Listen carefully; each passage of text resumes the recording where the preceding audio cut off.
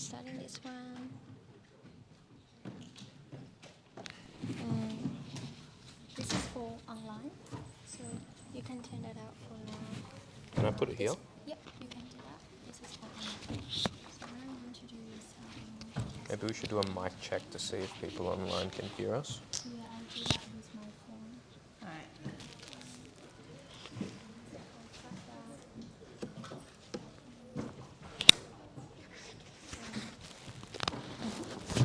Oh, Switch it. Where's the level cup? so you have to push this in and twist it, I think. Oh, I see, I see.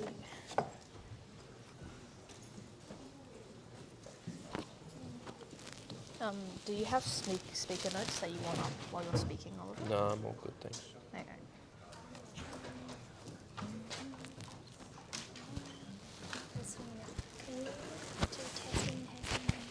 For the online. Testing, testing. I am speaking. Can the online stream hear me? Okay, fantastic. So thank you. Do you want me to test my one as well? Yes, please. Hello everyone, can you hear me online? Please say yes or no.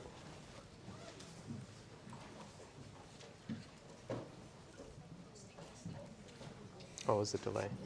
Me again.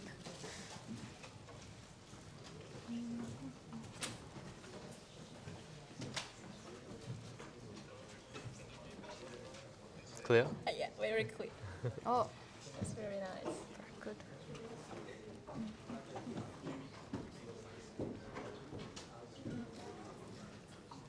Alrighty, so we'll start in 2 minutes. Sure. Okay. And what about the RoboCup people? Oh, I don't know where they are. No idea. Should they wait It's for okay. the end or? I'm not sure. We'll just start and they Okay, can do the introduction in the middle. no problem.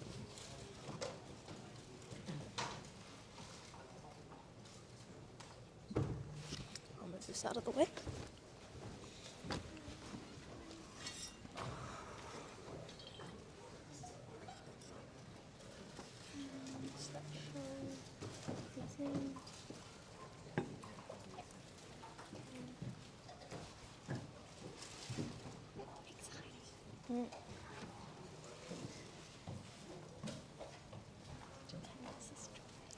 Oh, that's okay.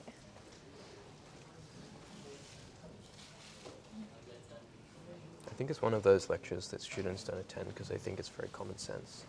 Do they know about the lecture topic before coming in? Yeah. Yeah. Can I hold the...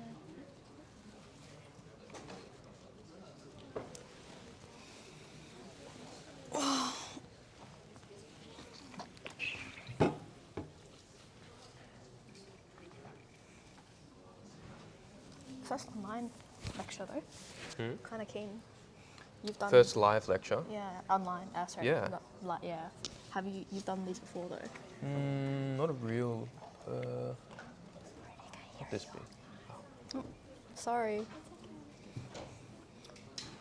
I like these stickers. Oh. Oh yeah, that's cute. How's it going online, people?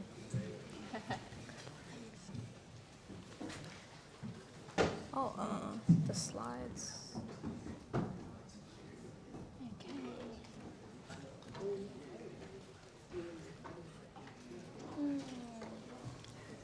Slides. You don't have. Fix that. Okay. Okay, hello everyone, welcome to week 2. How's your first 2 weeks going so far? Good? You started Iteration 0? Had a meeting with your team members? It's okay, like Iteration 0 is very, very easy. So just, I'll stand close to you so that online student can hear me. Oh yes. So today we are going to have 2 lectures today. The first topic is about teamwork for 1531 and also beyond. So how to survive group project at university and beyond. So this is our first lecture today, and we've invited 2 senior students not students anymore, to panel today's lecture to give you some suggestions on how to have good teamwork, how to have a good experience in group projects. So this is our first lecture today.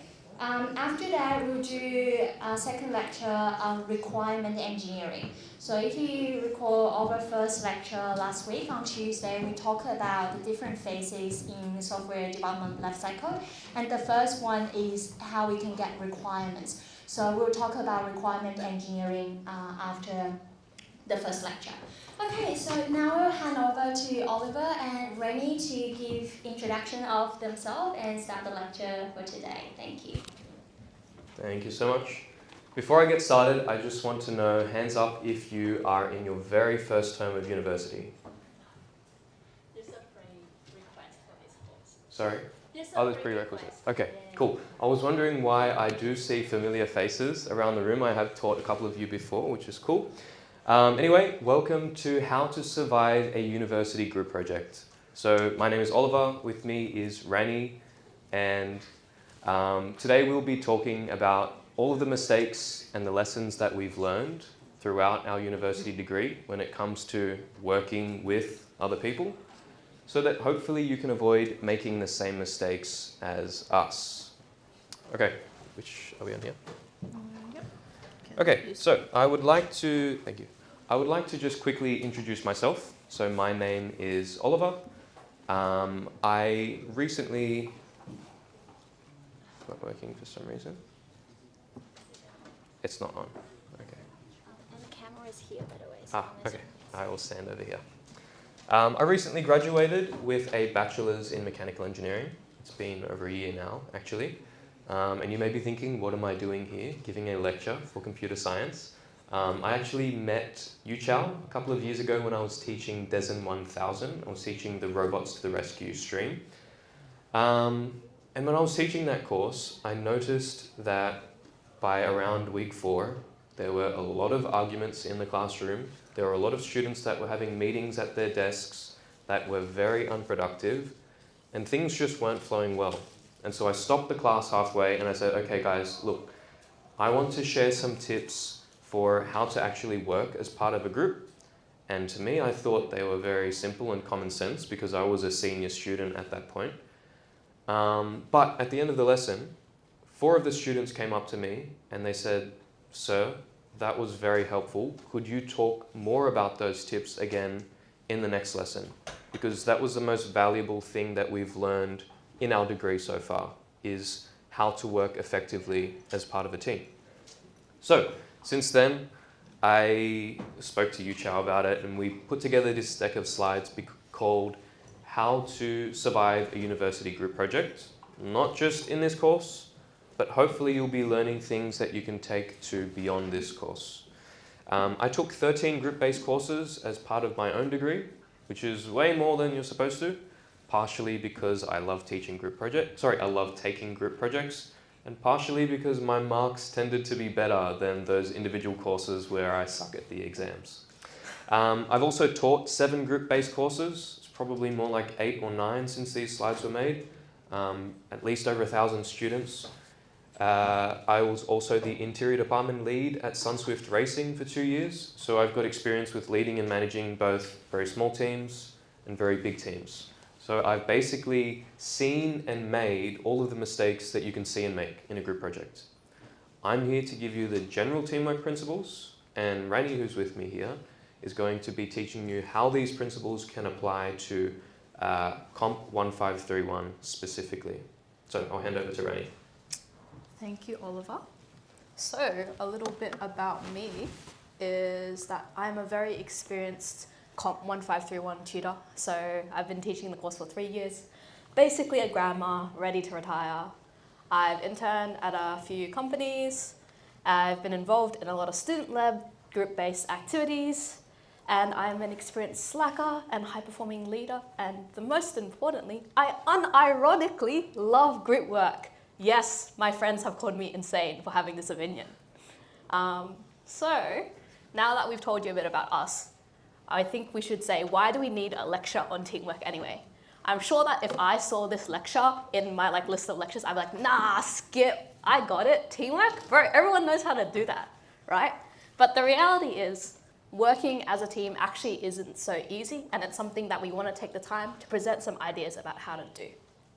All right. The other thing is that, like, one of the most common comments I feel like is said about 1531 is, bro, that course is all teamwork. Get a good team, you're golden. Get a bad team, you're so stuffed, right? But then the actual thing that we find in the stats is that we feel like people who are actually good, consistent team members have a more consistent and reliable experience than those who are not.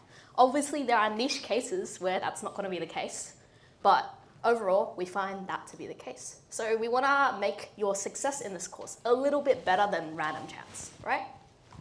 Okay, cool. So back to Oliver for what we'll cover. Thank you, thank you. I'll stand in front of the camera.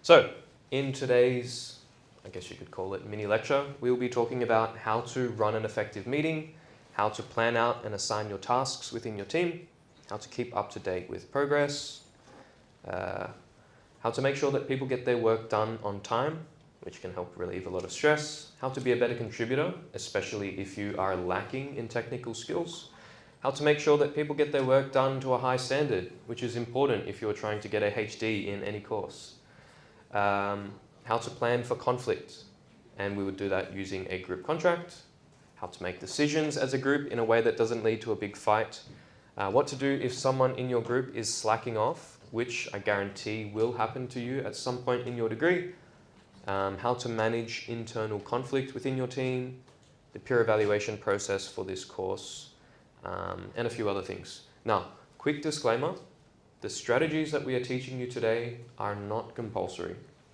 We're not forcing you to follow anything, and if there is anything that is accessible as part of this course, we will be sure to let you know. Okay? So, let's dive into planning. And I want to start by talking about how to run a meeting that isn't a huge waste of time. Because for some people, especially in first year, you may have never ran a meeting before in your life. And I remember my first meetings at university, I used to think they were very productive, and now looking back, they were actually a waste of time. So there's a difference between a great meeting and a terrible meeting. The first thing is, great meetings always run on time, terrible meetings run over time. And I used to think, for some reason, some stupid reason, I used to think it was the opposite. I used to think that if my group scheduled a 1-hour meeting and we spoke for 1.5 hours, that somehow we were being more productive and having more meaningful conversation. But really, it just means that you don't have an agenda that you're sticking to and you're disrespecting people's time. So make sure that you plan out how long the meeting's going to run for and you respect that. Next is, a meeting should have a clear agenda and a goal. Now, I remember when I was in, I think it was second year, there was a girl in my group who kept, whenever we had a meeting scheduled, we would have a meeting for every Thursday. And she would always message in the group and say, guys, what are we talking about in this meeting? And we would say, I don't know, we're just having a meeting for the sake of it. Like, we have to have the meeting. And I never understood why she kept asking this question. But the reason is because if you don't have an agenda, if you don't have a goal for the meeting, you end up getting in there and just talking nonsense the whole time. You leave the meeting feeling like nothing was accomplished. So make sure you write an agenda and have a goal for your meeting. In a great meeting, of course, you encourage contribution from each group member, and in a terrible meeting, discussion is dominated by one person. In great meetings, people come prepared, meaning you would read the agenda, maybe you would add something to the agenda, you would complete any work that you agreed to complete prior to the meeting. And in terrible meetings, everyone joins unprepared, and it ends up meaning that the time that you could have been using productively gets wasted. And of course, a great meeting stays on topic. Terrible meetings, the conversation can stray however it wants. So there should be someone in every meeting whose role it is to make sure that you are staying on topic. And if you've got one person in particular that likes to yap and likes to change topics and go on a tangent, someone in that meeting has to pull them back on track. Okay, with that being said, there are different types of meetings that you will encounter throughout your degree. The first one, and the most obvious one, is the kickoff meeting. That's at the very beginning of the term. where you're getting to know each other, you are assigning roles and responsibilities, and you're planning out the term ahead. What should the term look like?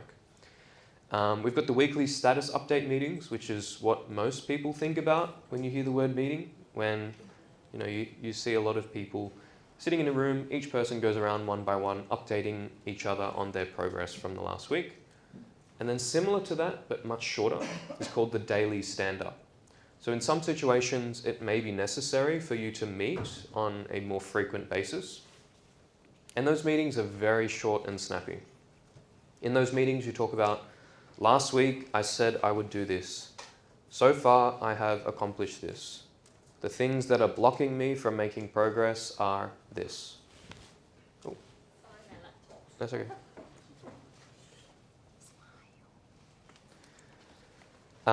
And then we've got decision-making meetings, right? So decision-making meetings, obviously, you've got an important decision to make as part of a group. Maybe it's an important design decision, and you need to make sure that everyone is there to make that decision.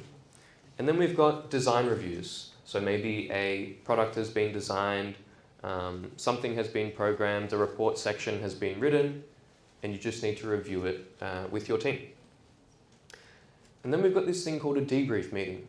A debrief meeting is almost like a reflection. So maybe you've just submitted a big assessment or some deliverable, and you want to get together as a team to discuss your performance. What went poorly, what went well, what mistakes did you make, and how can you apply what you learned in the future to avoid making those mistakes again? Okay, during the meeting, you should be taking notes. Structured notes, not just summarizing what people have said, but it should be a structured set of notes. And for that, we use something called meeting minutes. Now, different types of meetings will require a different meeting minute format, but what I'm about to show you is the basic expectation for this course. So, at the top, you'll write down the date and the time and the week and who attended the meeting, and then you would have something called an agenda. An agenda is something that you fill out prior to the meeting beginning. And it's where you would write down, what do you plan to discuss? What questions need to be raised? What decisions need to be made? You may even allocate a certain amount of time that you want to spend talking about each of these topics. And in each meeting, you should have a scribe. A scribe is someone who is assigned the role of writing the meeting minutes. And you can rotate scribes each week. Then you've got your action items, meaning at the end of the meeting, everyone is typically assigned some type of homework to complete by the next meeting. So that's what you would put in the action items. And then we have the section called questions for tutor. So obviously there'll be questions that come up in the meeting that you want to ask your tutor. If you don't write them down, you'll forget, and you won't use the opportunity to ask your tutor those questions. So what you see on screen is the level of complexity that your marker expects, because the meeting minutes are one of the assessables. The meeting minute template has been provided for you in the COMP1531 repo. Now you don't have to use Markdown for writing your meeting minutes. You can use any tool you wish, but that's the template that we provide for you. Okay, now, once you've had your first meeting, you're going to be planning out what the rest of the term looks like, what tasks need to be done, and when they need to be done. And there are different ways that you can do this.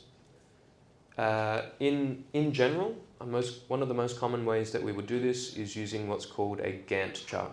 So hopefully you can kind of read what's on the screen here. But a Gantt chart is basically a way that we visualize task scheduling. So I'll see if I can point things out to you. So you can see along the left-hand side here, you have a list of different tasks. So for this is just the Gantt chart that I got from, I think it was DESN 2000 or something, one of my old Gantt charts. We had a title page, abstract, team statement, introduction, and so on. Along the top here, you would have the weeks, the days of the weeks, and then highlighted in red in these columns are the deadlines for the main assessments. And then you can see that there are blue and orange boxes. So the blue represents, for each of these tasks, when did I plan to complete these tasks? And then the orange represents When did we actually complete these tasks? And you can use that, you can compare those two dates to see, are you actually staying on track? Or do you tend to be the team who finishes things much later than expected? So this can also be used to communicate dependencies between tasks. So a dependency is when sometimes one task can't be started until a previous task has been finished. And of course, it allows for progress tracking using the orange bars. Now, keep in mind that a Gantt chart is not necessary for this course, but the reason why I'm introducing it is because eventually you will be able to make use of it. Okay, I'm going to pass back over to Rani to talk about dependencies. Awesome. Thank you, Oliver. So, each iteration, hopefully you've had a look at your iteration 0 spec, has like a list of things to implement. I've just chucked up the functions here, right? So now, a question for everybody here. Haha. Do you guys think that there's an order that we need to do these tasks in? It's like, do you guys think that we do need to do them one after another, or do you guys think we could do them all at the same time in parallel? All right, I'm gonna get hands up. So hands up if you think that there is an order. All right, a few very confident people, we like that. All right, hands up if you think there is no order.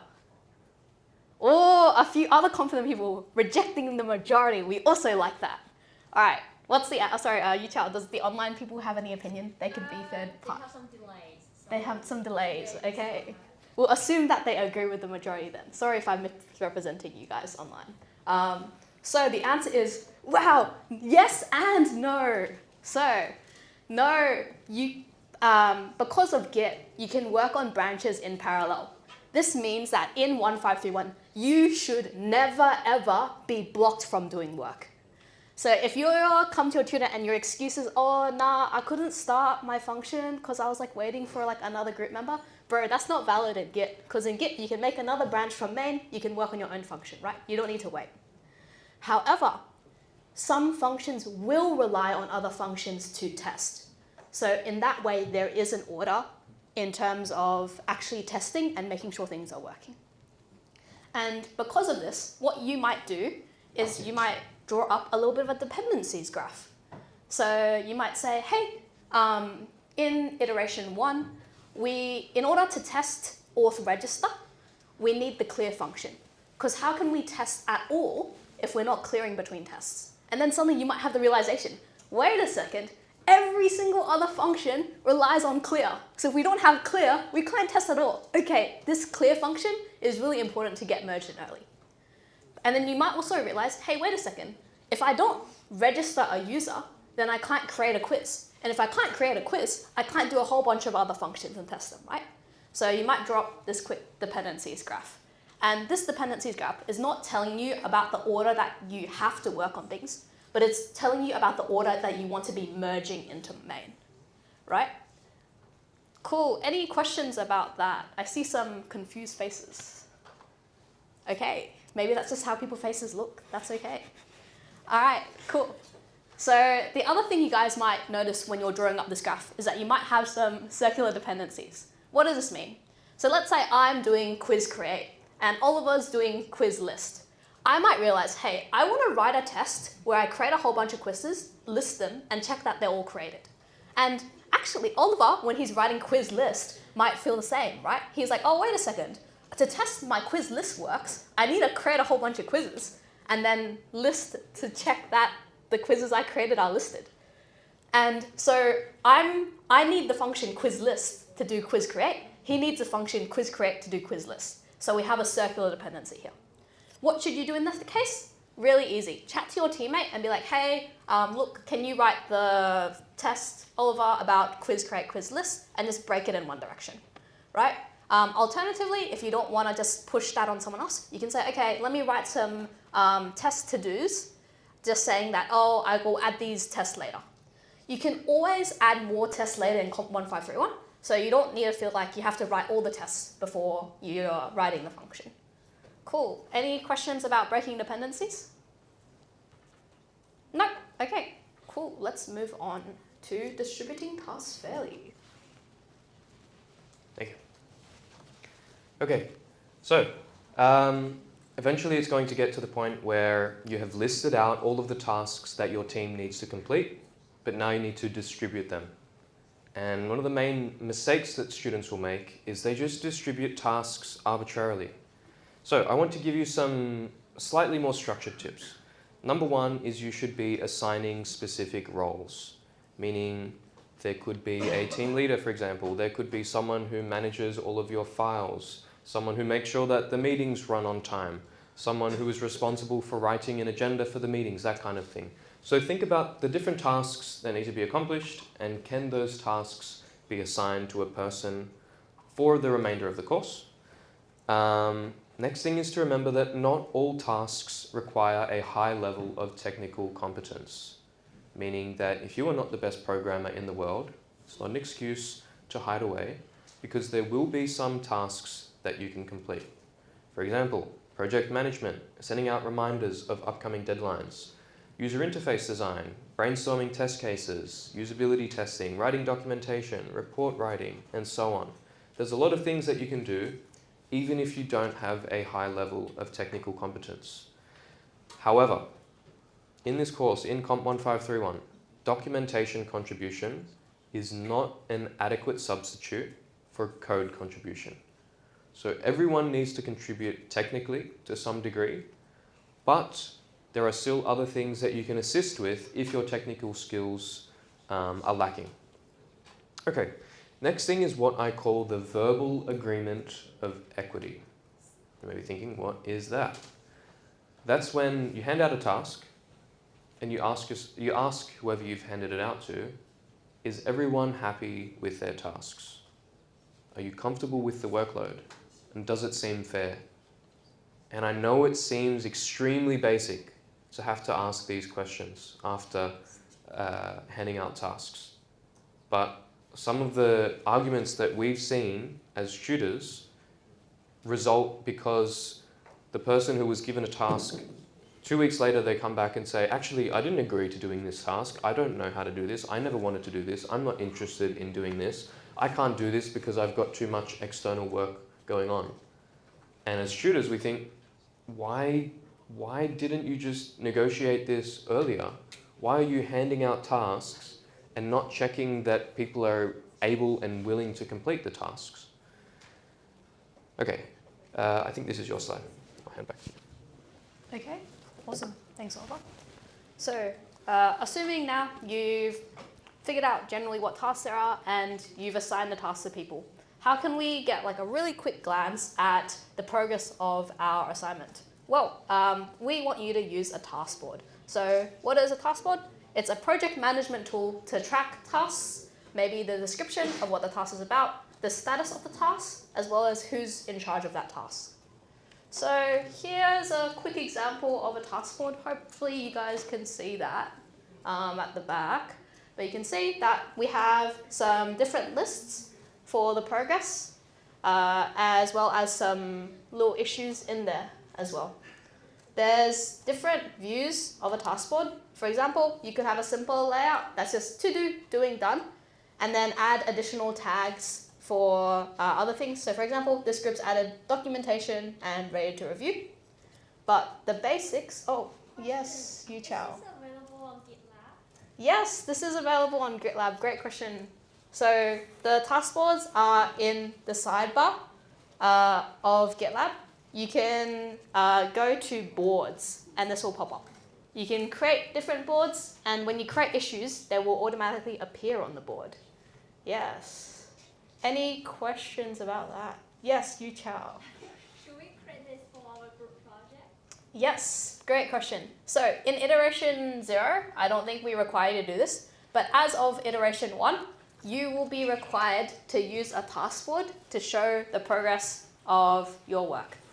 So maybe after you finish planning out the iteration, you can have someone create all the tasks, assign all the people, and when those people are working on the particular issues, they can move the issues into a particular list.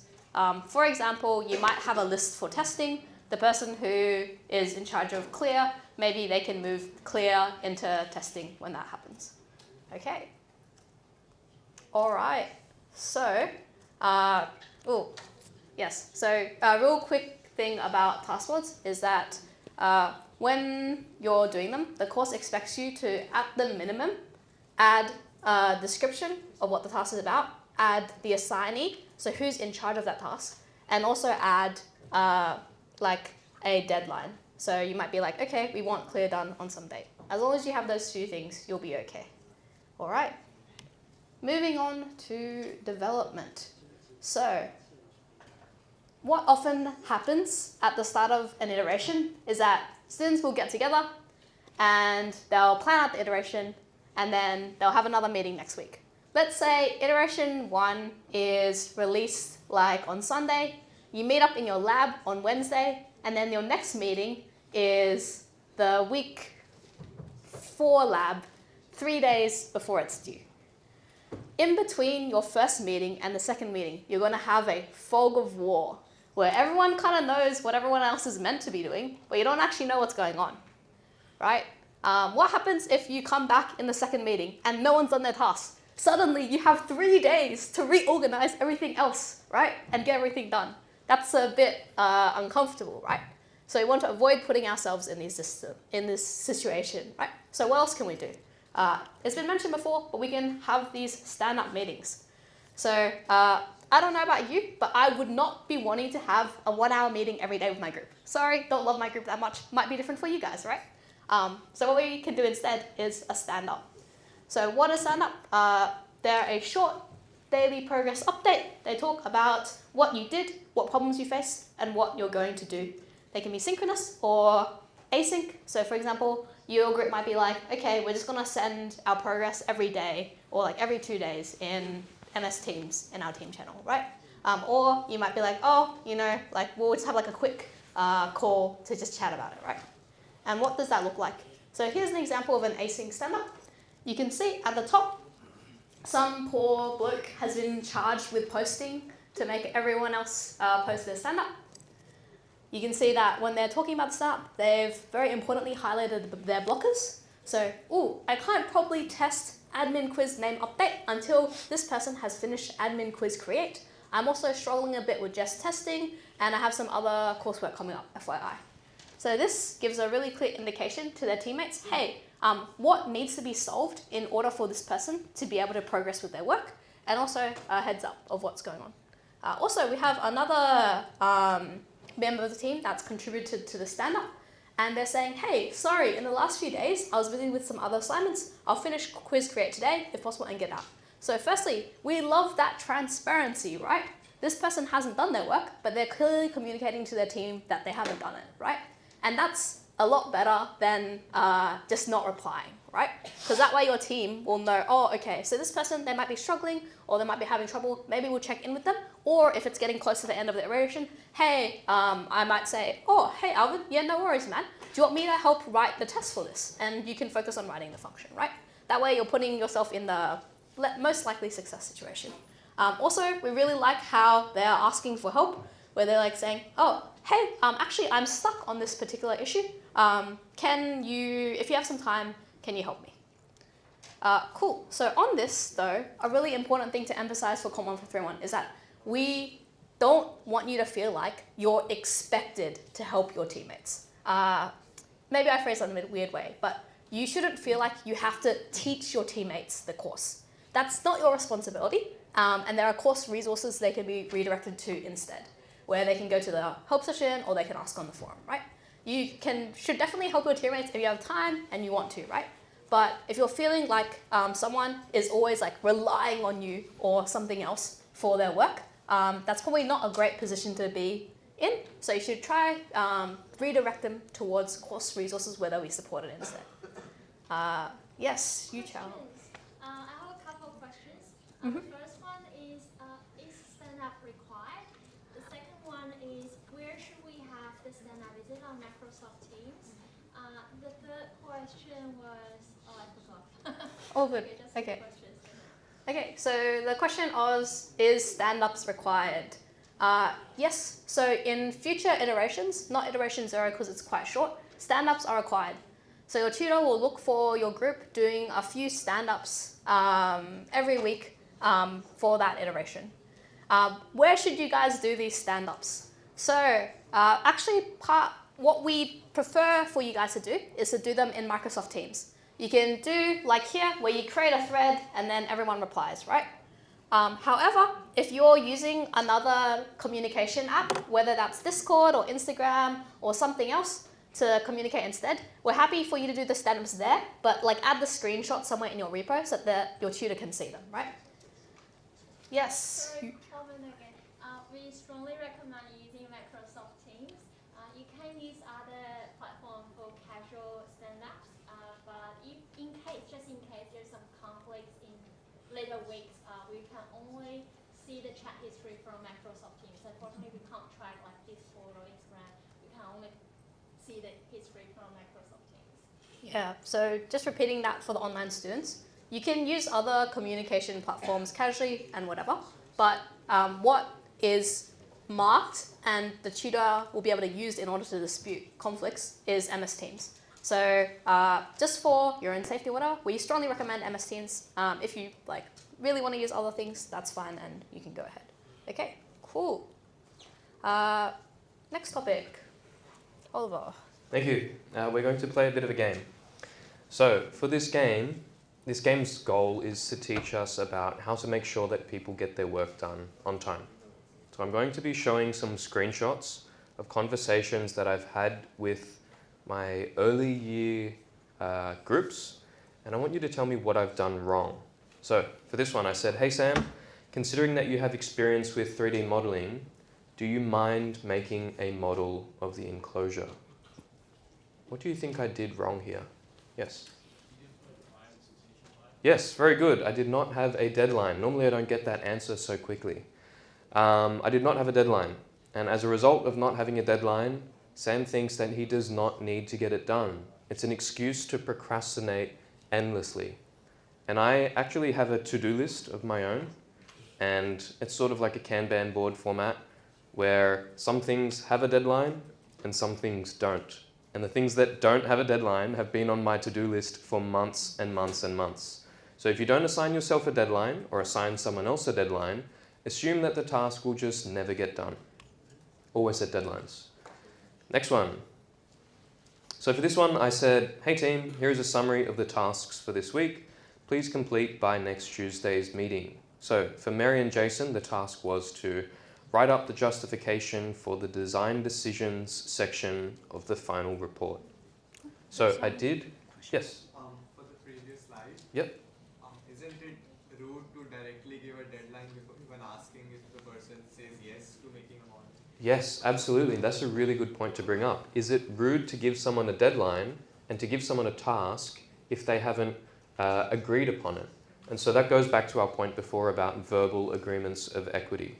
Now, one thing that I should make very clear is when we write down in a text format what people's tasks are, we don't just write it down without pre-discussion. So we had a meeting beforehand where we said, okay, Sam, I'm thinking of giving you this task.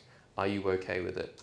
And maybe in some situations, Sam wasn't able to attend the meeting, and I think that was the case for this one. So I had to ask him via text. And my expectation is not for Sam to complete it at the date that I dictate, but for him to negotiate if necessary. I expect him to reply saying, yes, I can accomplish that by that date, or no, I won't be able to do it because I've got this lab due. Is someone else able to take that task and I'll take something smaller for this week? So you always must be able to negotiate. If not, you'll end up with a situation where someone is given something that they don't want to or cannot do. Very good question. All right, coming back to this one.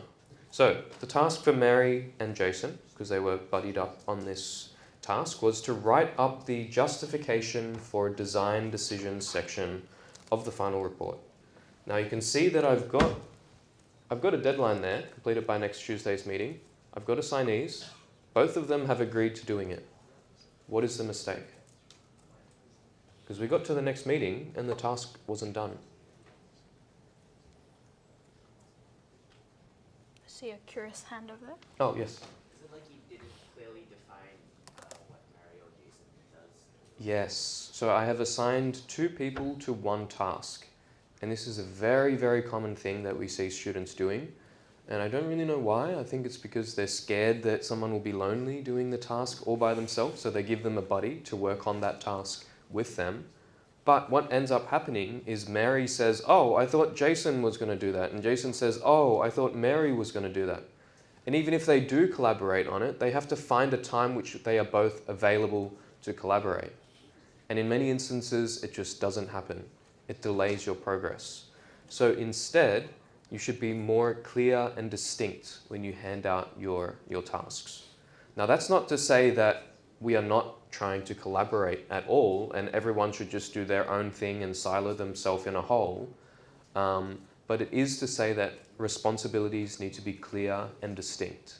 And communication can occur while both of those people are doing those interrelated tasks. Okay, next one is to exploit commitment bias. Show of hands, who here has done work as a private tutor?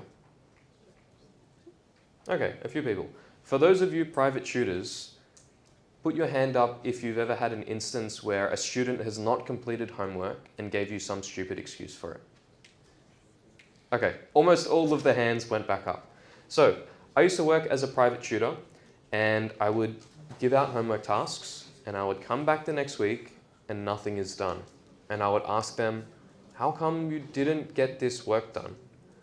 And they would make up some excuse like, I didn't have time because family came over, or I had to go to this cricket match or whatever. So there's the time excuse. There is, oh, I forgot that you gave me that task. That's another common excuse. What other excuses do we normally get? I've lost the homework. It's too much. I wasn't able to finish it. Really common, silly excuses, right? And eventually I got to the point where I was sick of it. And I realized that part of my job is not just to hand out homework, but to make sure that the students have the discipline to complete it. So instead of just me telling them what tasks they need to complete, I made them write down their homework by themselves. That way there's no excuse for not remembering what their homework is or not knowing that their homework existed because they wrote it themselves. And to confirm for me that they will have the time to accomplish it, despite their other external commitments, I make them sign their name. And I keep the paper in a place where they would never lose it. And as a result, when they come back to me the next week and say, sorry, sir, I didn't get it done because I forgot, I would say, how did you forget? You wrote it down in your handwriting and we've left it on the fridge where we always leave it. And so what happened is very quickly the students stopped making excuses. Now, obviously, I'm not expecting everyone to handwrite their own tasks and sign a name like some kind of contract, but there needs to be some kind of mechanism by which we keep each other accountable. Even if it is just verbally at first, and then you can write a list of tasks and assign a name next to it. But if you've got some record from the meeting recording, for example, that everyone said, yep, I'm happy, I can get that task done, you are much more likely to get it done. Next one is the social facilitation effect. So back when I was in year 12, I used to go to the state library every day to prepare for the HSC. And the reason why I would go there is because it's an environment where it's dead silent. And everyone is constantly working, everyone is very focused. And because you're in that atmosphere where you feel like you are almost being supervised to an extent, you'll be much more productive. How do you use that in your group projects? Well, you find a time and a place where you can all get together. We call it a co-working session. Maybe you put your headphones in and you just do work in the same room. And try as much as possible not to talk and stray off topic. But sometimes just being in the same call together and doing your work makes everyone much more productive. All right. If there's one thing that I want you to take away from today, it's the next one. A team will not lead itself. Far too often, students will refuse to elect a team leader because they're scared it will create some strange power dynamic where everyone in the group needs to bow down to a new leader, right? And as a result, they don't elect a team leader, and their team ends up having no direction. So what I want you to keep in mind is that the roles of the team leader are to set goals, delegate tasks, plan out a timeline, facilitate communication, motivate and support the team, monitor progress, and mediate conflict. A team leader does not have to have the best technical skills to be a dictator. It doesn't have to have a higher workload than everyone else. You don't have to start fights with people. You don't have to be the most experienced or authoritative team member. All you need to be is a good communicator. You need to be organized, and you need to be empathetic enough to understand the needs of other people. Okay, with that being said, even if you are not the team leader, I want to give you tips about how you can become a better contributor so that you can get better marks in your peer evaluation. First of all, I want to make a confession. When I was in my first 2 years of uni, my marks were really bad. I was borderline failing almost all of my courses. And it stayed that way until I met a guy called Ben. Ben is the smartest person I've ever met, and I think he consistently got above 95 for every course that he did, despite doing other design work for like 80 hours a week and having a job. He somehow managed to get above 95% in every course. And so I asked him, Ben, what is the secret to getting such high marks? And he told me it's the 80-20 rule. So the 80-20 rule says that 80% of your marks will come from the first 20% of effort that you put into the assessment, okay? Meaning, put your time where it will have the greatest impact. So let's say we've got an assessment where in order to get full marks, it would take you 10 hours. What I'm trying to tell you is the first 2 hours of work that you do should be enough to get you to the point where you get a grade of 80. Why? Well, because that's when, even thinking back to when you did your HSC and you're doing your exam questions, obviously you would go through quickly and catch all the low-hanging fruit. You would do all of the easy questions that can get you the most marks. You wouldn't waste your time on those really, really hard questions that are only worth 1 or 2 marks. Same thing happens with any type of assessment, okay? Next is to embrace imposter syndrome.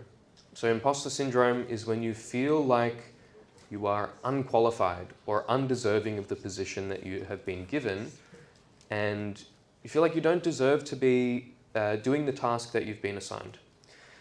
And I want you to not shy away from a task just because you aren't 100% sure you can do it, because you will learn along the way.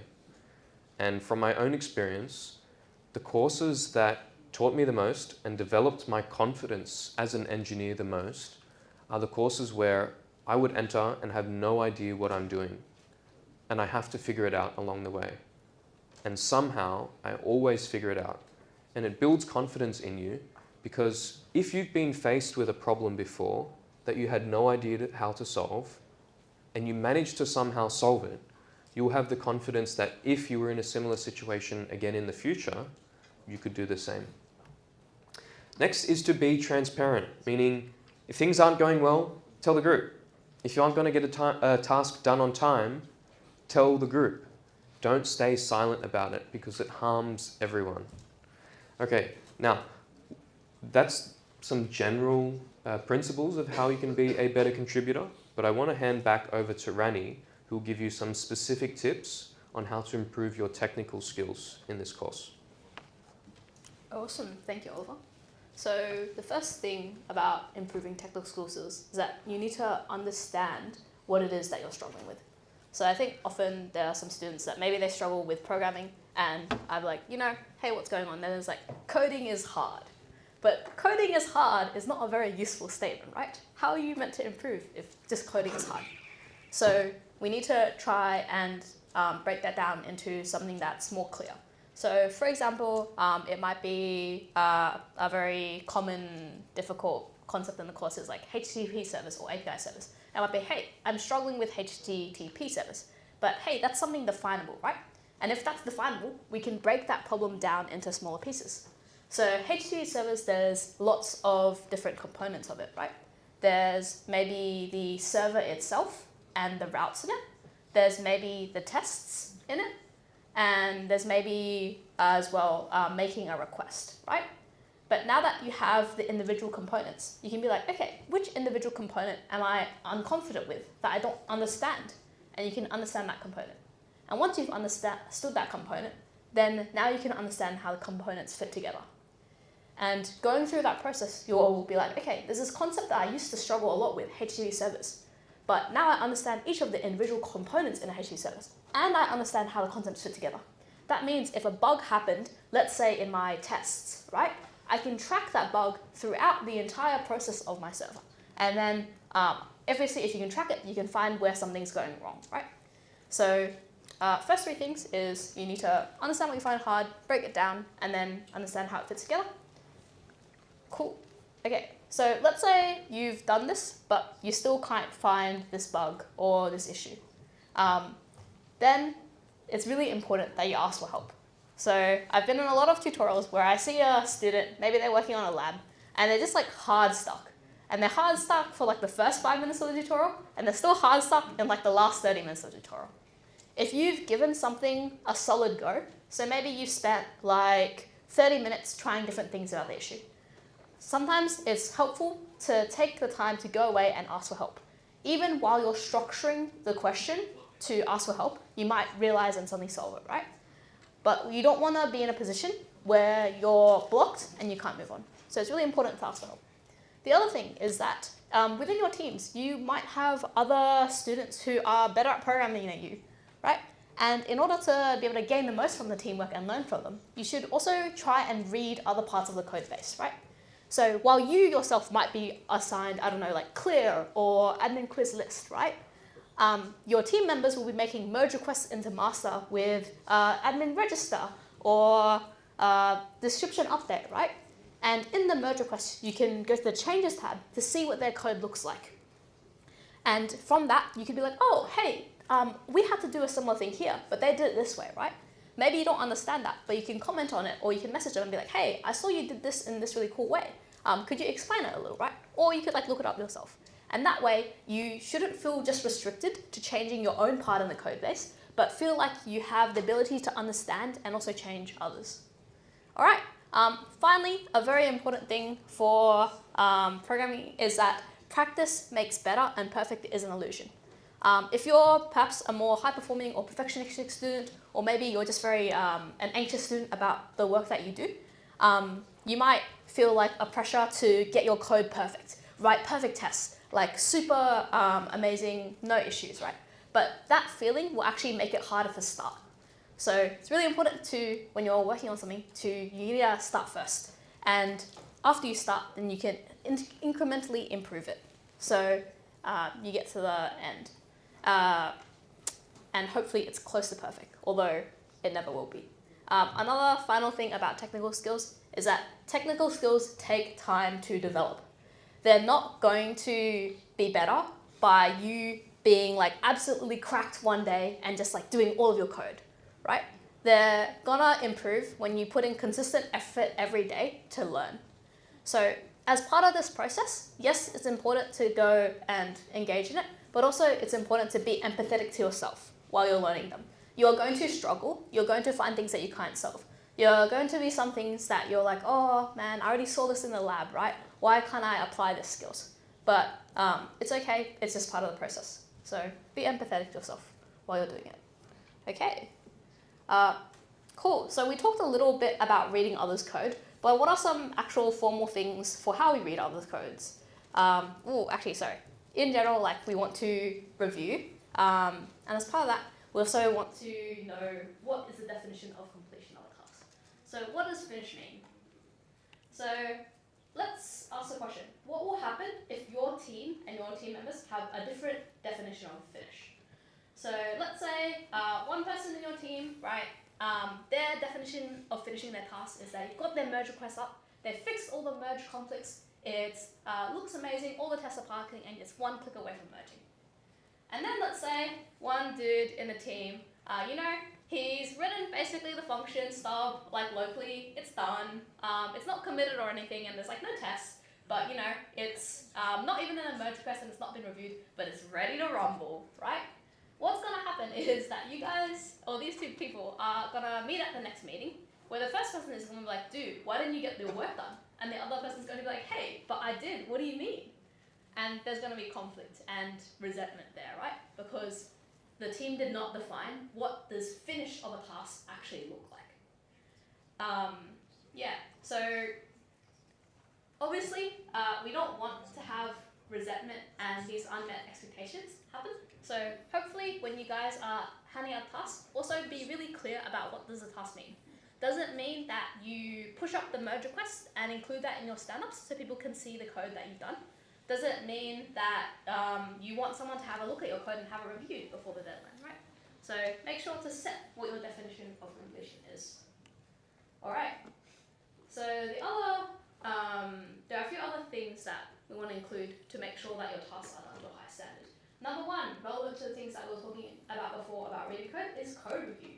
So what is a code review? It's a quality assurance process during development where there can be sync or async, and the benefits of reviewing other people's code is that you're sharing knowledge with each other, you're hopefully discovering bugs or missing test cases or other things earlier, you're maintaining a consistent standard of code and style across the code base, and you're improving your code quality. So another point about code review is that there shouldn't be one single point of failure in your team. So if you're the person in charge of admin auth register, it shouldn't be like 100% on you to make sure that's working. Yeah, you should be writing the majority of the code and the tests, and you should be like, yeah, I think this is working, right? But it shouldn't be like, if you make a mistake, suddenly your entire group is gonna like blow up, right? It should be like, hey, you have some other people who will read your code, have a general look over it, and so any very obvious big issues are going to be picked up. Cool. So how do you do a code review? When you're making a merge request into master, your merge request will have a tab called changes. You can click on changes where you can see all the code that's available and you can make some comments on it. So let's do an example merge request and code review, everyone. So here I have some code that I've written in a merge request. Why doesn't everyone take a little bit of time to have a read of this?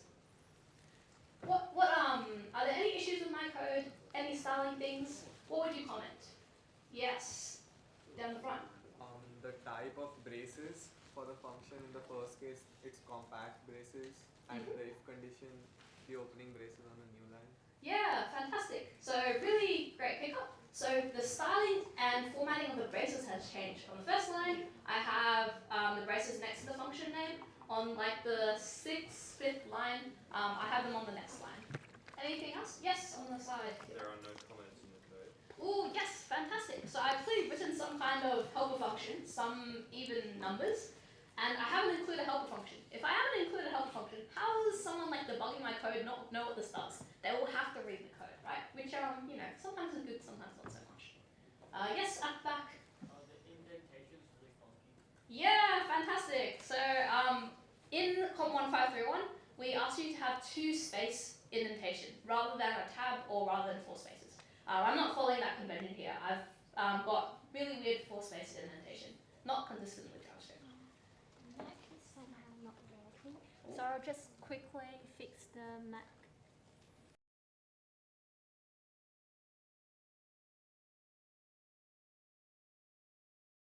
Okay, yeah, go ahead. Okay, cool. Thank you, Yucha. How do I go to here? Yeah. Okay, cool. All right. Yes, up the back, last one. You have 3 equal signs? Yes, fantastic. Great pickup. So yeah, also in my if condition on line 5, I have if numbers, and I have 2 equal sign. Remember, in JavaScript, we use 3 equal signs. It's even more equal. Okay, cool. Sorry, last one, just because want to make the give the examples. So yeah, so I thought that all of the people who commented, you did a great job of like pointing out what the error was. But it's also really important that while you're making code review comments, you don't just want to point out the error, but you want to be empathetic while doing it and phrase it in a way that it's like, hey, it's not a you mistake. It's a, hey, there's an issue. Can we fix it together, right?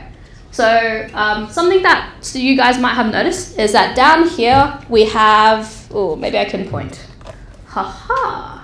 Down here we have a loop, right? But this isn't a very JavaScript-y loop. It's it uses an index, it loops, and it has an increment, right? What an improvement to this loop could be is using a for of loop instead, right? And an even further improvement on this loop would be using a reduce. And no, you guys don't need to know what that is, right? But a bad way to review this code could be like, hey, why are you using a for loop? Use a reduce instead. But that's not helpful to anyone. That's comes across a bit harsh, maybe a little bit, what are you even talking about, right? And if it's someone who is writing code using this loop, right, what if they had a reason for it? Or maybe they didn't even know about this reduce. So the next step could have been to say, hey, maybe use a for of loop instead, which is a bit more understandable and help someone learn, and then include a link to reduce so that if they want to do that in their own time, they can. So it's really important while reviewing code. Yes, we're looking for errors to pick them up, but also we want to be communicating that in a constructive way. All right, awesome. Great job, everyone, as well. Cool. Next strategy is pair programming. So while working together, you might decide, hey, why doesn't our group try some pair programming? What is pair programming? It's two developers, you have one monitor and one keyboard working together. This could be like if someone's sharing a screen. Why do we want to do pair programming? Because it fosters sharing knowledge. It's like a real-time code review, right? And it increases collaboration in the group. There are some different types of it that we'll list here, but the most common that we see in the course is maybe like, hey, someone has a bug. Why don't you jump on a call together and do some pair programming where they're talking through the code and so maybe someone else is being like, oh, but have you tried this, right? Another way of pair programming might be if you're in your group, you have a really experienced programmer and a less experienced programmer, and you want to work together. So maybe the experienced programmer will write a single test and then swap back to the unexperienced programmer to write the next test and then go back and forth. Cool. So pair programming is not a requirement, but it's a tool that you can use if you want to uplift the level of your group. Any questions about pair programming? One note about pair programming is that even if you're pair programming, make sure that you're having different people commit, because your commits will be how that we check what work you're doing. So if you're having one person doing all the commits for pair programming, it could look like that one person is doing all the work, which isn't the case, right? Okay, cool. Final strategy is to read the marking criteria. Hopefully you guys are already doing this, but if you do read the marking criteria, you might notice that the marking criteria could be vague in some areas. And if this is the case, you want to add some specificity yourself. So for example, in the criteria, we might say, we want you to git commit throughout, right? But that's very vague, right? Or it says your git messages are meaningful, clear, and informative. But that's not us telling you exactly how to make your commit messages meaningful, informative, and clear, right? So you might add some self-defined rules to make sure that is the case. For example, you could make your commits all follow some kind of format. For example, having test or bug or fix or feat in front, and then commenting what you did, right? So for example, I've said, hey, I added this code is for tests, and this is the login test, right? You might also be like, I want all my branches to have a similar format, whether that's across the group or with yourself. So I might go iter1, and then this is the function. You might also say, hey, for all my merge requests, I want it to follow a format, right? Where the original creator is the assignee, another team member reviews, and the original creator merges. If you're feeling really extra, you might be like, I want to link my merge requests to my issues so that when I close or merge in my merge requests, my issue also closes, right? So if you want things done to a high standard, you might need to add some specificity and rules to yourself. Cool. Any questions on that? No? All right. Finally, let's talk about conflict management. So, would Oliver like to come talk about the most common causes of arguments? Okay. I want to ask you guys, what do you think are the most common causes of arguments in a group project? Yes? Language barriers. Language barriers, good one. What else have we got? Yes? Work not being done Yeah, work being done late, or sometimes work not being done to a high standard. Yeah. Like miscommunication. Miscommunication. Yeah. Sorry, before we move on, what do you mean by miscommunication? Could you give an example? As in, if, for example, someone, I don't know, someone says something and they have a certain intention and maybe they just haven't said it very well, and then what the person they've said to, their understanding is completely different. Okay, so could be like a lack of clarity from the communicator's behalf, but miscommunication can manifest in different ways. It can lead to people doing the completely wrong task. It can lead to people doing a task to a different standard than what other people were expecting. I saw a hand here somewhere. Yes? Decision making? Decision making, yes, that's a big one. Making a decision as a group. What else do we have? Yep. Planning, yeah. Do we have one more? Okay, let me run through some of the answers that I had. So we've got, number one, the most common one, is strong conflicting opinions, especially when making important decisions like design decisions. Sometimes people are not willing to listen to others, they're stubborn. People don't get a chance to share their ideas. A really big one is people have different rules for what they consider to be acceptable behavior.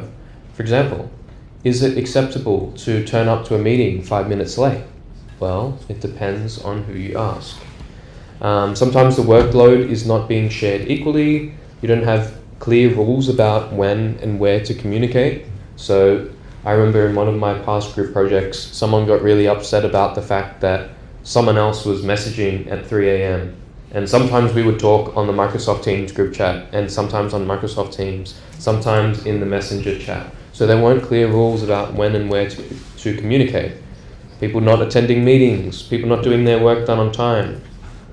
So typically these arguments occur, halfway through the term when things are starting to get intense, and those arguments get really heated because this is the point in which it matters most. And they're trying to negotiate things in the middle of a heated argument about, well, we're not supposed to be messaging at 3 a.m. You can't expect me to reply to messages within 5 minutes. I was only 5 minutes late to the meeting.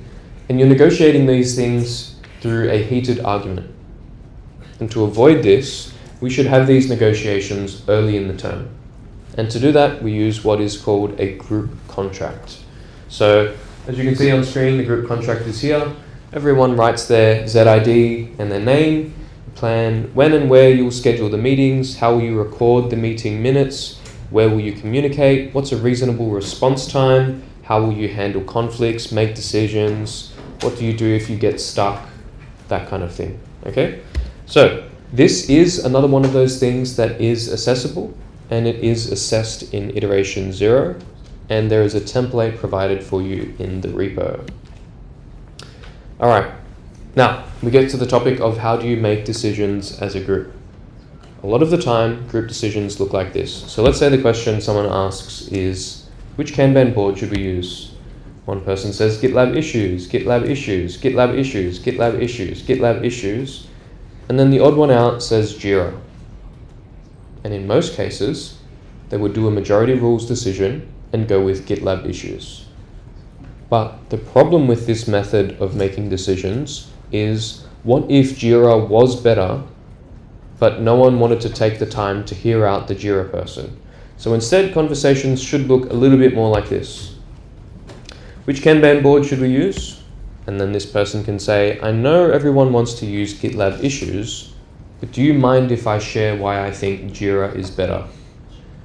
And if the rest of the people in your group are at least somewhat considerate, they will hear you out.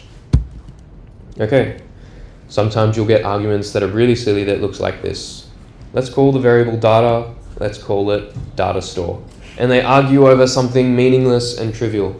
In such a situation, either let the person win or just make a decision. It's not that important. Okay, big one. Everyone's going to experience this at some point. What do you do if someone is slacking off? Number one, you have to understand the root cause. Different people slack off for different reasons. A very common one is procrastination. And procrastination is generally caused by a lack of intrinsic motivation, meaning they just don't enjoy the task they've been assigned. For example, when I was in Sunswift, there was a guy in my department. I'm not going to say his real name, I'm going to call him John. John is a very smart guy, but every week he would show up to the meeting late, and I could tell that all of the work he was doing was done in the 5 minutes before the meeting. He was like designing steering wheels that looked really rushed. And it got to the point where I was kind of fed up with it. And I decided to have a private, candid conversation with him and ask, John, what's going on? Is there any reason why you're not completing your work on time? And what he told me was he doesn't actually enjoy the type of work that the interior department does. He doesn't like the sketching and the 3D modeling and the designing. And to me, that's really fun, right? I couldn't understand how he wouldn't like it. And he told me that he's much more interested in sitting at a computer coding. And so ever since we had that conversation, we moved him from the interior department to technical support systems, and he changed completely. He started putting a whole lot more effort in, and he eventually got promoted to the technical manager of the team. So intrinsic motivation is a big one. So have a private, candid conversation with the person and give them tasks that they genuinely enjoy wherever possible. Sometimes there'll be a misunderstanding of deadline importance. So for my thesis project, there was a guy in my group I will call William. And William is very smart. But the thing about William is, if we say that our assessment is due on Friday, but we want to get the work done by Wednesday, William's idea is, actually, we don't need to get it done by Wednesday. Technically, it's due on Friday, so let's just do it by Friday. And he would do that very consistently, which causes a lot of stress. So if you have that situation, you need to emphasize the consequences of missing the deadline. So I have to explain William, sorry, oh crap, I've said his name. William, if we miss this Wednesday deadline, then Tanveer isn't able to start research on this, and we aren't able to contact suppliers to order material, and it will have knock-on consequences. So when you set these internal deadlines, don't set them arbitrarily. Each one should have a reason, a dependency.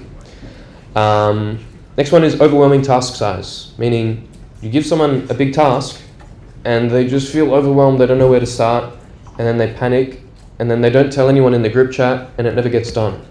So help the person to break the task up into smaller tasks and check up on them each week. Of course, you'll have personal issues with some group members. If that's the case, just give their tasks to other team members and give them the support that they need. Okay, now the last one, a very common excuse, is the heavy workload from other courses excuse.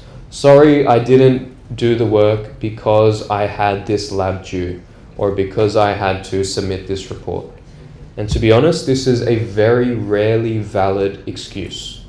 Because if you have a verbal agreement of equity in place, if you ask someone, are you able to get this work done, considering your external workload, and they agree, how can they turn back to you and say, oh, sorry, I couldn't get it done because I had this lab? Why didn't you mention that when we handed out the tasks? Okay, so sometimes it's valid, but most of the time it's just an excuse.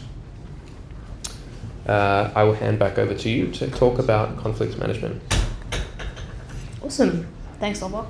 So Oliver did a great job talking about, hey, more casually in many teamwork environments, how to handle these situations, right? How about for COMP1531 specific? What happens if you have an internal group issue? Maybe there's unequal contribution, common one. Maybe someone is like merging like bad code into your master branch. Ooh, scary. Or someone's just being rude in the group, right? What should you do? Well, we would like you to communicate the issue clearly and politely with your group member. So for example, let's say someone's, merging code that's like broken into master without approval.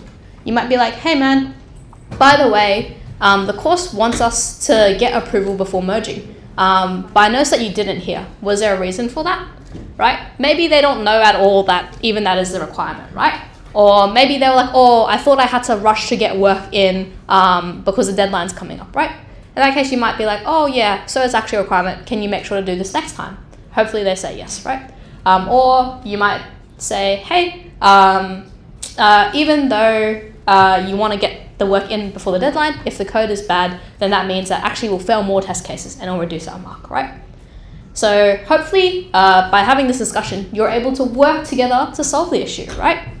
However, if the responses from your teammate are not constructive, or they show a consistent pattern of ignoring these things, that's when you should start contacting your tutor privately. Hopefully you've mentioned the issue to your tutor before as well, but if it gets to this point, then you want to be very specific in your communication.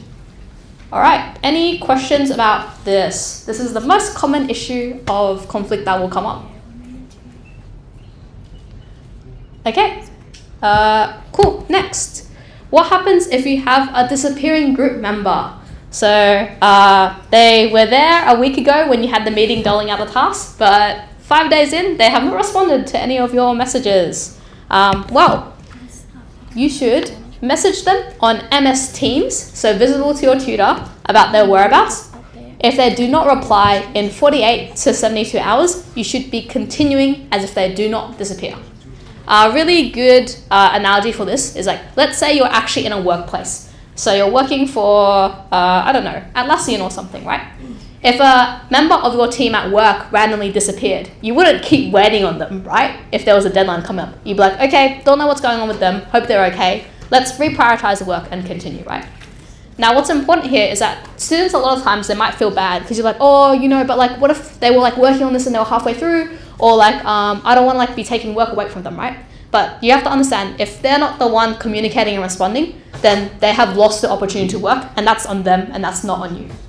Obviously, if something like that happens, do let your tutor know, right? Because you know, you want your tutor to be like, hey, we had a reason for us randomly taking over this person's work. We're not just doing it out of malice or something like that, right? Cool. Finally, you should avoid putting yourself in life or death situations where waiting for a reply within 48 hours determines the success of your project. So what I mean by this is like, let's say someone has a really important part, like admin auth register, right? And it's like 3 days before the assignment's due, you've messaged them and they haven't replied, right? Obviously, go through the process, maybe you'll need to reassign work and prioritize it, but also, why were you in a situation where 3 days before the deadline, a really important function's not done, right? So try and organize your time and your work so you're not in those situations in the first place, right? Okay, cool. Any questions about disappearing team members? I see the hands have disappeared, so we shall continue. We're gonna wrap up soon. Okay, yes. So really quickly, in general, any situation you go in, please communicate clearly with your team and your tutor, and that will lead to resolutions. But have a note though. So tutors, when they're marking, they will check your contribution via peer evaluation scripts as well as Git. So if there is unequal contribution or missing contribution, it's really easy for us to find out. So yes, communicate, but also do know that there is evidence regardless. And that evidence is what determines the actual marking. All right, cool. The course does also have contribution and peer evaluation, where you'll rate your teammates on these categories, and this your tutor will take as to consideration as part of their marking. I'm going to skip to the questions now. All right, so yes. Finally, here are some past questions that we've had around group work in 1531. So number one is, what happens if you are communicating in a second language or with someone in a second language? Common issue. So in this case, right, communication is always a two-way street. If you're someone that is English is your second language, some things might be easier for you, right? So for example, writing down your questions or your answers, or having a bit more time to phrase how you speak, right? In that case, maybe you don't need to speak up as much in the meeting, but afterwards you can send your thoughts through and respond that way, right? For someone who, if you're communicating with someone where English is a second language, maybe it's about creating a space where they do feel comfortable to communicate. For example, maybe they're not as familiar with some of the vocabulary that project uses. Then it'd be good to show, instead of being like, oh, you don't understand this, just Google it, right? How about you can rephrase it in a patient way and explain it, right? Your attitude towards communicating with someone will also impact how they communicate with you, right? Another thing is in meetings, I would say that you might often be like, hey, does anyone have any questions? But that's like very present in the meeting and can put pressure on someone. So instead, you might ask them to like, hey, message if you have any questions afterwards. All right, Yu Chao. Yeah, maybe we jump to the last slide. Okay, cool. So we didn't go through all those, but thanks. Do we have any questions from this cohort about teamwork, collaboration, group project? This is a great opportunity. It's okay. I can understand that some of you may want to use the toilet or have a short break. It's been 1 hour and a half, so we'll come back in about 5 minutes. And if you have any other questions about group work or teamwork, you can always ask on the forum or email us. Thank you, everyone. Thank you so much, Rennie and Oliver. Thank you. Sorry about stopping. No, all good. Yeah, because I can see the students, they are pretty tired because of the time. So many of them cannot concentrate. Yeah, that's all. Sorry, we ended up talking for. No, all good. It's just. Will you be able to squeeze in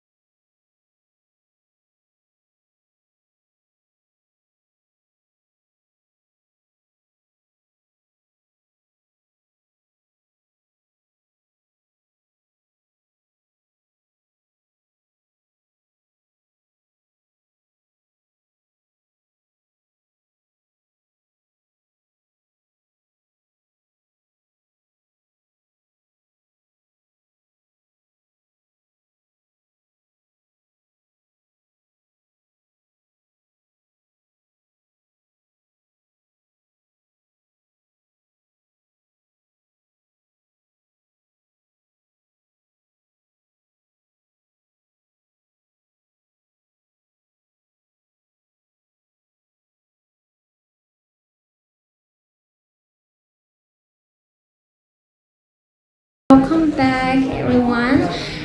Sorry, we had a very short break. I understand there may be more questions that we didn't get a chance to answer during the break, so feel free to come to us again after the lecture. So we'll have a very short lecture now for about 30 minutes. So before I do that, I have some quick comments regarding the teamwork lecture. I took some notes during the lecture, and I also got some questions during the break. The first one, I'll put here. Okay, so just wrapping up the teamwork. So first of all, we are all humans. So I say that every time. So please be aware that we are all humans. So you are a human, your team member is also a human. So if, like for example, you are not feeling well for a couple of days, it's okay. You can, for example, apply for special consideration and let your team member know about that. I'm pretty sure that they will understand your situation and help you during those days. And also your team member may also have their own personal situation, maybe because they are sick, or maybe because their family is having like something that, sorry, I'll like restart it again. So please always be mindful that we are all human. You are human, your team members are also human. And also in this course in COMP1531 and other like group project at university, we don't have a manager kind of role, but we do have a leader role. And we encourage you to take turns to be the leader, to practice like how to lead a team. So you do not need to like have a leader across the term for all 9 weeks for the major project. You do not need to do that. You can take turns being the leader and practice how to like allocate tasks, negotiate decisions, or like meetings, take the meeting. So you can take turns and practice that. We don't have a manager kind of role. So no one needs to report to the leader or in Week2 or any group courses here. So we only have leaders but not managers. So we are a team, like we want to be collaborative, so we do things together. Another thing that I want to mention is in COMP1531, we do have a teamwork evaluation. However, this teamwork evaluation is just to help our tutors understand how your group is going. So this will not directly impact your mark.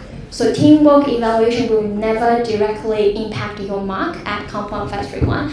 So I was asked that because I know some other courses at CSE, they have a peer evaluation and that will directly impact their mark for their group project. But that's not the case in COMP1531. So we don't do that. But we do have teamwork evaluation. Yeah, so our tutors need to know how your group is going, who is contributing or who is lagging behind.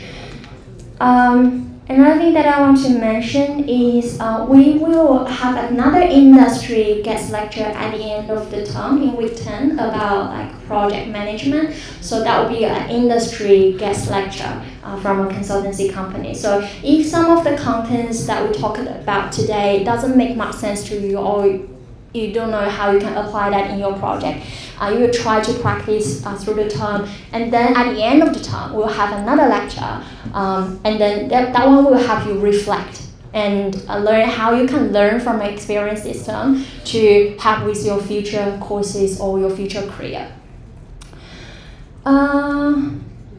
Yeah, so like this is a software engineering course. I know a lot of you are very passionate about coding, but this week we are not talking too much about coding or technical things.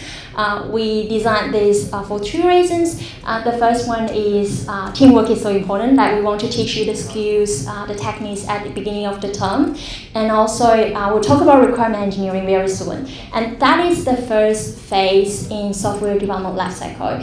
Another reason that we designed week 2 like this, like not too much coding or tech, is because we want to give you some time to practice JavaScript and learn how to use Git, to practice what we have learned in week 1. So please make good use of week 2 to practice JavaScript, do your labs, and do your iteration 0 to practice using Git within a team. So make good use of this week.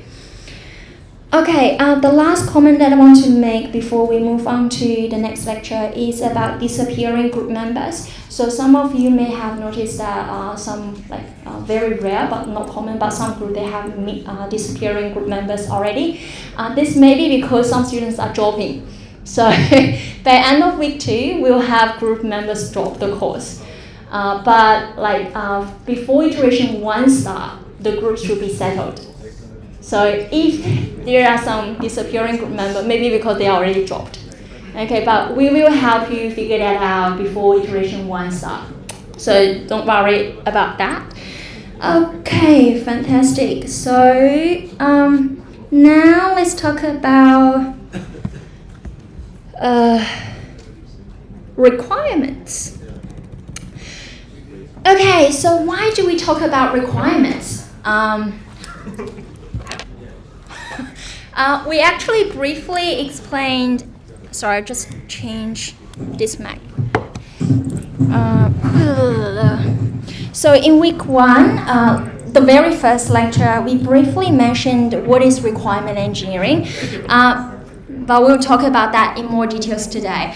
So the reason that requirements is important is because no matter what we are building, whether it's a software or a bicycle or a car or anything, any engineering stuff, like before we build them, we need to know what we are going to build, right? So if a client comes to you say like, can I have a to-do list system?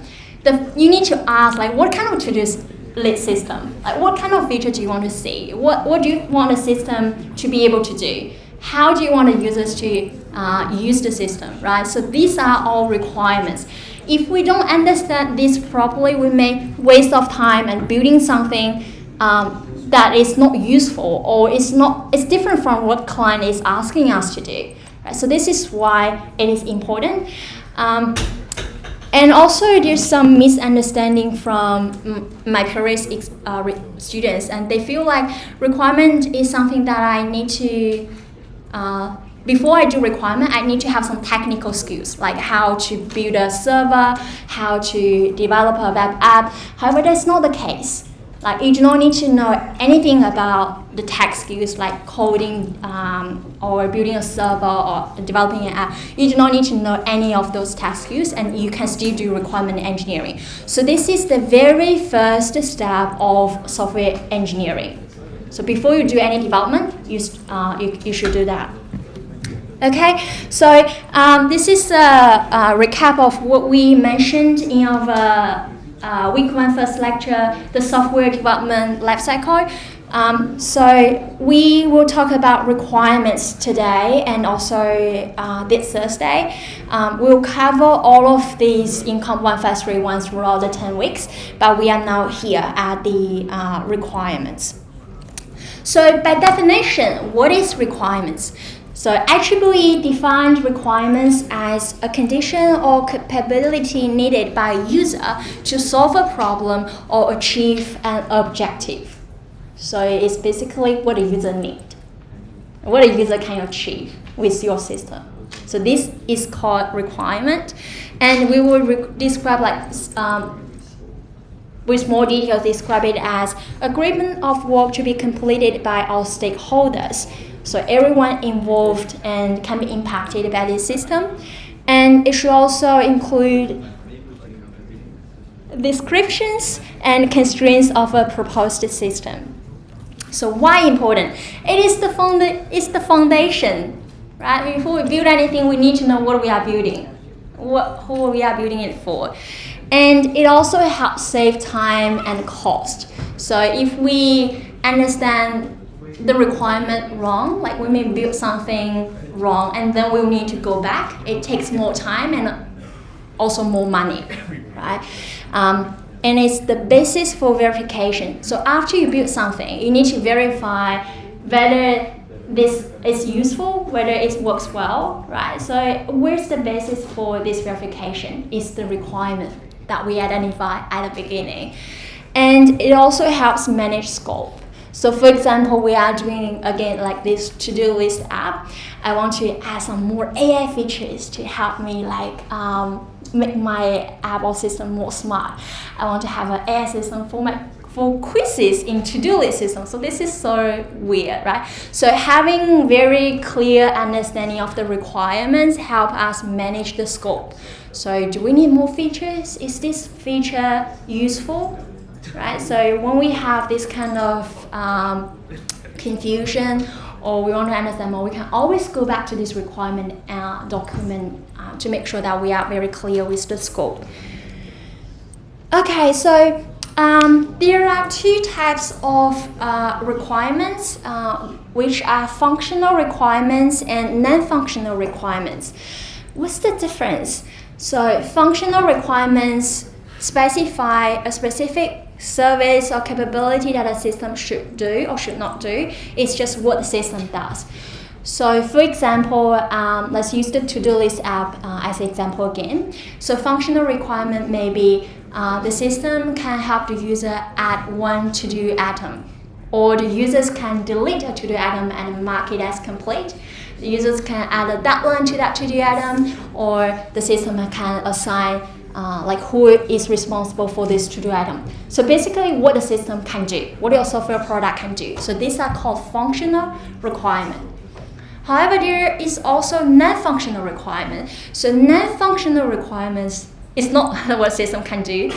It's like a constraint on how the system work. Like for example, it should be private, right? So there should be a private to-do list. I don't want anyone to be able to see my to-do list. Okay, so what if I have a to-do list like I haven't finished something like long after the deadline? I don't want everyone to know that. So it needs to be private. It also should be like fast. I don't want like my to-do list. I click this to-do item as done or finished, but it takes me 10 minutes to show it as completed on my to-do list app, right? So these are like constraints or the performance of my system. They are called non-functional requirement. They are not about what my system can do, but about the performance or constraints about my system. So they are called non-functional requirement. Let's have a look at more examples. For example, on the forum, so functional requirements may be a user can post a new forum post, right? This is what a system can do. Or if someone comments on an existing post, the original owner of that post should receive an email notification, right? Functional requirement. Non-functional requirement for this forum system can be the system must send emails no later than 30 minutes after from such an activity. So like constraints or performance of my forum system. Right? So the difference between functional and non-functional requirements. So let's see one more example. Let's do this together. Okay, so now we are going to have a system that is designed for use in like clinics attended by patients, and it should also record details of their consultations and conditions. Please not see my answers. Can anyone give me, do not see it. Can anyone give me a functional requirement for this clinic management system? Any examples you can think of? So this is a system for health clinics. It manages, like for example, appointments or consultations. Yeah, ready? User to make an appointment themselves. A user can make an appointment themselves. Yeah, sure. Any other functional requirements? Yep. The clinic has a name and a time, place. Yeah, so clinic should have access to like who is attending which appointment at what time, name and time. Yes. Yep. Yep. You can. Yep. Should be able to reschedule the appointment. Yeah, so the system should help the clinics to reschedule their appointments or help the clients to reschedule their appointment. Perfect. So these are all about what system can do. So perfect. So these are functional requirements. So when we identify requirements for a system, this is part of the requirement that we need to identify, which are called functional requirements.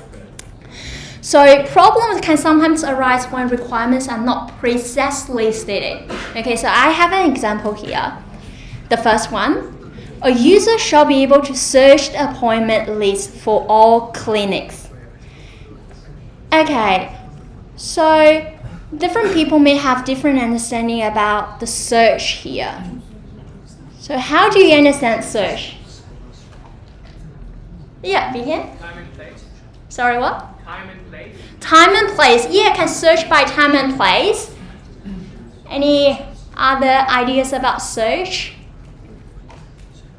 Yeah, someone may understand search as maybe, yeah.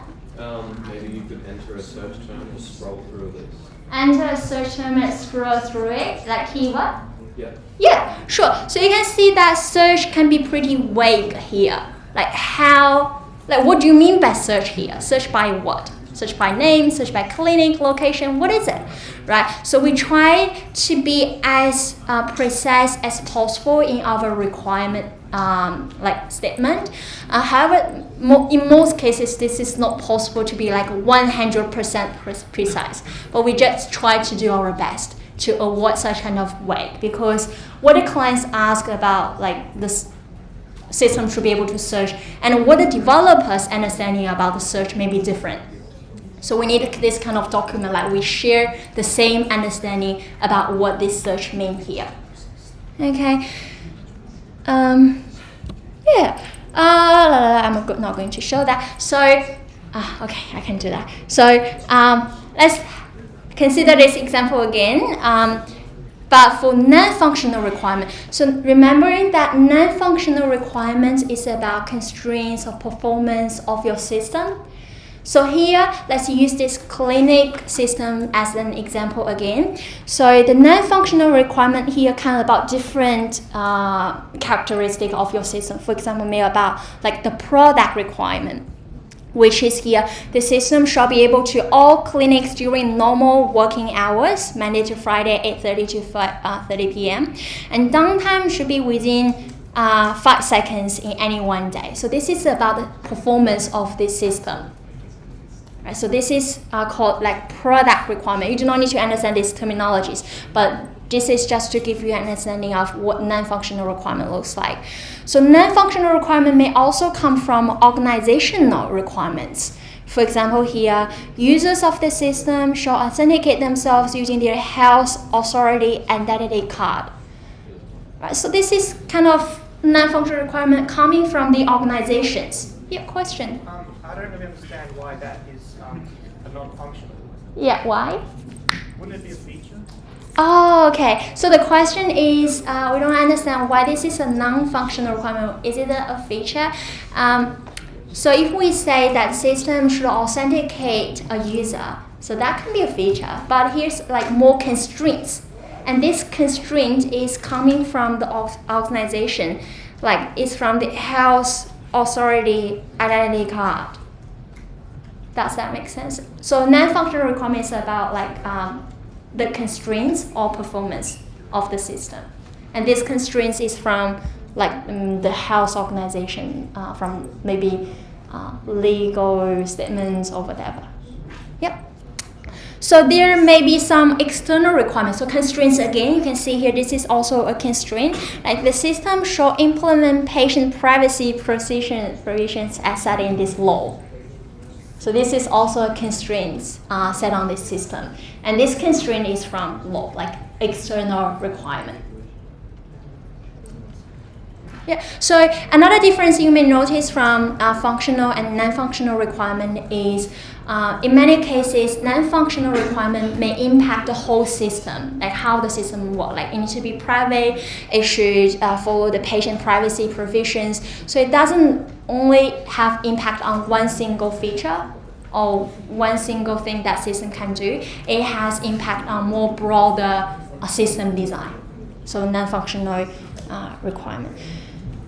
Okay, so there are different types of non-functional requirements. So when you write non-functional requirement, you have no idea where I should draw them from. You can have a look at this figure. So this non-functional requirement may come from product requirement, may come from organizational requirement, and also external requirement. And below are more examples that you can draw inspirations from in case you are missing anything. Yeah, any questions so far? I know I'm running very fast, so if any question, yeah. Do students have to categorize the non-functional parts? Good question. Do students need to characterize functional or non-functional requirement? Not in 1531, but in some other CSE courses. For example, if we are doing the SENG workshops or some other courses, they will ask you to do that. But we do not need to separate them in 1531. But it's good for you to understand requirements is not only about what the system can do. So there are also some non-functional requirements like the constraints and performance of your system. So these are also things that you need to consider when you are designing a software system, not just what the system can do. Okay, cool. Some key points to summarize what we have talked about so far. So requirement for a software system set out what a system should do and define constraints on its operation and implementation. Yeah. Oh, someone's really happy in my lecture. Okay. So this requirements doesn't just come from out of the thin air, come from blue. So we need a process to identify those requirements. So now we are going to talk about how do we identify those lectures. So this process the process to identify those requirements is called requirements engineering. And question. You need all the requirements before you begin your project? Oh, that's a very good question. So the question is, do we need all the requirements before we start the development implementation? Any guess from the audience? Yeah, Rennie? No. No? Any other guess? Damn, I should have answered. Any yes? No, because sometimes features may be added in the future based on user requests. Sometimes feature may be added later. Okay, do we have a yes from the audience? I changed my answer to yes. Why? It's okay. So the answer can be yes and no. So in traditional software engineering, yes. So before we start implement anything, we need to have we try to have a very complete list of requirements.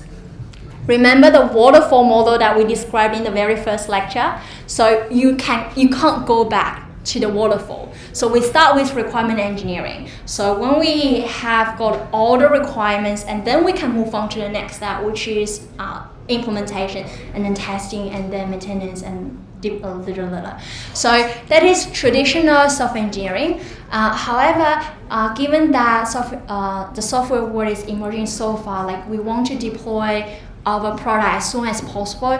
In an agile world, the answer is no. So we just try to get the most important things or the most important features first, implement that and get feedback, and then we iterate that process. Yeah, that's a very good question. Okay, so let's come back to requirement engineering. So requirement engineering is the process to get those requirements. And there are typically 4 things that we need to do. Again, in traditional software engineering, the process is also linear. We start from beginning and then to validation. But again, in agile or modern software development world, the process is more iterative. But we'll talk about them one by one, step by step. The first one is called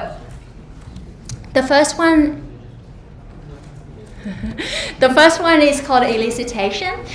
Basically, this is the step that you understand the word of your system. So, for example, the clinic system. Again, let's use that example. So you may want to know what other clinic management system can do, what they are doing good, what they can be improved. So you need to do some market research about similar products in the industry on the market, understand how they are working.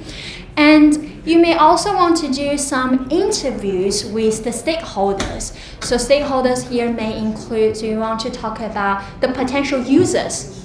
So for example, the admin staff in the clinics, right? You want to understand what their daily job looks like, what they want to be helped with with such system. You may also want to talk with the patients. Like, are they okay with their data to be saved in the system in a certain way? Or how do they want to schedule a future appointment? So you may want to talk with these stakeholders. You may also even want to talk with like experts in health management system. So they may have some more like higher level understanding about how the system should be like. So you want to have interviews with these people. And sometimes we want to also have focus groups. So focus group means that you are not talking with one single person at a time, like how interview does, but you have a group of people together. So for example, in a focus group, you may have a patient, you may have a clinic admin person, you may also have a doctor in this focus group, and you understand how they interact. Right, so this is a focus group. So you bring a group of people together and talk with them to understand how this kind of system can be beneficial for them. Right, so this is called focus group. And no matter whether it's in interviews or focus group or even doing market research, try to ask questions, what if or what is, and also ask them like how they normally do this kind of stuff without such a system. Or do they have any challenges in managing their appointments? Or maybe some record information, like they want to have more information stored to understand better about their patients or whatever. So ask questions. Yeah, so I want to clarify one question here about stakeholders, because when we do interviews or focus groups, you need to first understand who are the stakeholders of your software system. So you can identify who do you want to talk with, right? So stakeholders here can be anyone who has direct or indirect impact by the system. So for example, the clinic one, the stakeholders here can be the admins from the clinics, the doctors who are managing or taking care of the patients, or the patients. The patients is also interacting with the system, right? Also, stakeholders here can be the developers, because developers are also interacting with the system, right? So when we design a system, we should also take into account like the developer's idea, like whether this is achievable, right? Whether there's some constraints from the technical side. So developers can also be stakeholders, and also we may want to consult the domain experts, right? What they think about such kind of system. So they are all stakeholders. So you do not need to have the limited like mindset. Stakeholders can only be users. It's not just users, more than just users. Okay, I think I probably stop here because it's 3:55. We'll continue talking about requirement engineering on the Thursday's lecture. We will use requirement engineering, so the knowledge from today's lecture, next lecture for our group project iteration 1. Okay, if you have any questions, feel free to stay. Otherwise, that's all for today. Thank you so much. Thank you. I'll stop the live stream.